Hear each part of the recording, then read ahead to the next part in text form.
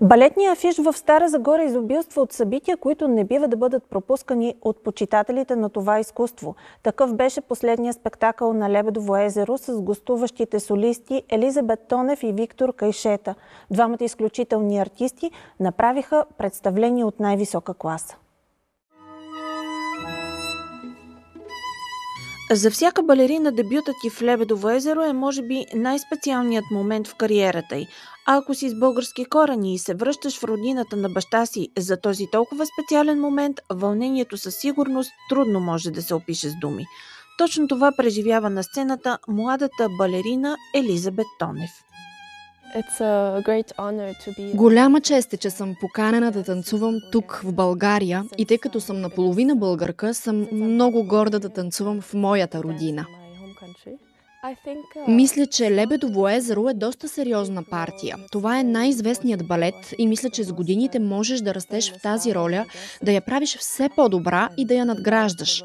Предполагам, че при това мое първо изпълнение на Лебедово езеро ще направя най-доброто, което мога. Елизабет е щастлива да получи подкрепа на сцената от близък приятел – Виктор Кайшета. Двамата са съученици от балетното училище в Берлин.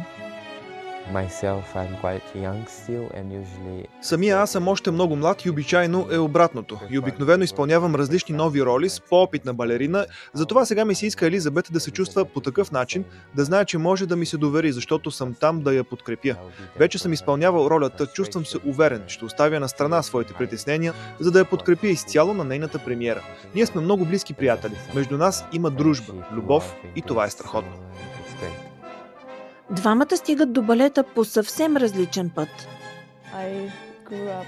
Израснах с балета и с танца от съвсем ранна възраст и за мен това се превърна в единствения възможен път.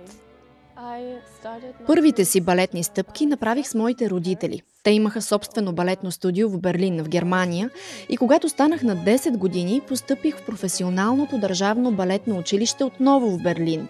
Обучението ми беше 9 години и след като приключи, бях открита от артистичния директор на Нидерландския национален балет Рашел Божан и тя ме покани да се включа в компанията и така започна моята професионална кариера.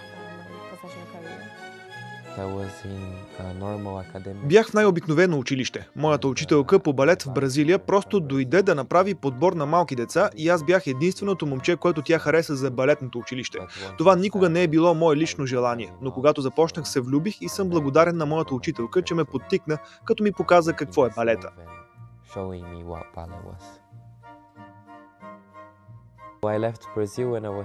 Напуснах Бразилия, когато бях на 15 години, след като спечелих много състезания по света и аз отидох да уча в Берлин, в Държавното балетно училище. Участвах в балетния конкурс в Москва, който е като балетна олимпиада. Още бях ученик в Берлин и директора на Марински Юрий Фатиев ме забеляза по време на конкурса и ми предложи работа. Разбира се, бях хипнотизиран от тази възможност, защото знаех, че няма чужденци, които работят там. Академия Ваганова създава изумителни танцори, откакто съществува, но мисля, че са видели нещо различно в мен и съм много благодарен за всички възможности, които имах в Русия. Израснах и като артист, и като човек там. Дължа им всичко, което знам за балета. Беше жалко, че напуснах страната заради ситуацията с войната, но Марински има много специално място в сърцето ми.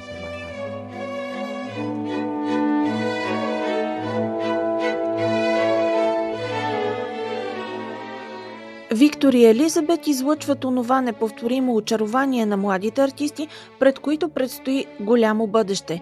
Двамата са хармонична и красива двойка, която знае как да достави с танца си наслада на публиката.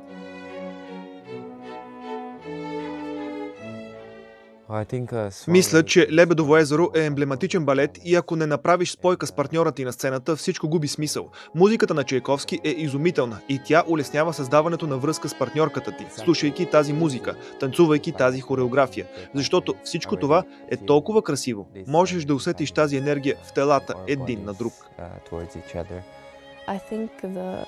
Мисля, че най-трудното нещо в този балет не е просто да изпълниш техническите задачи, а да предадеш историята.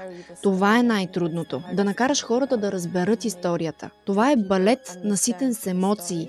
Затова голямото предизвикателство е емоционалната и артистичната страна на нещата. Днес Елизабет и Виктор отново танцуват заедно, не като съученици, а като колеги в Нидерландския национален балет.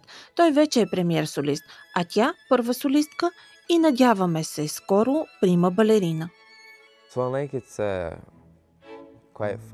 Имам доста забавна история с Лебедово езеро, защото точно преди войната трябваше да изтанцувам на сцената на Марински, но това не се случи. Но всъщност съм го танцувал в Русия.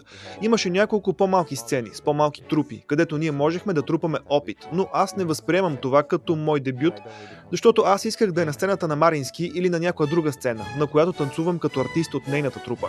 Така че всъщност дебюта ми беше неотдавна, преди няколко седмици в Амстердам и в същия ден станах премиер-солист.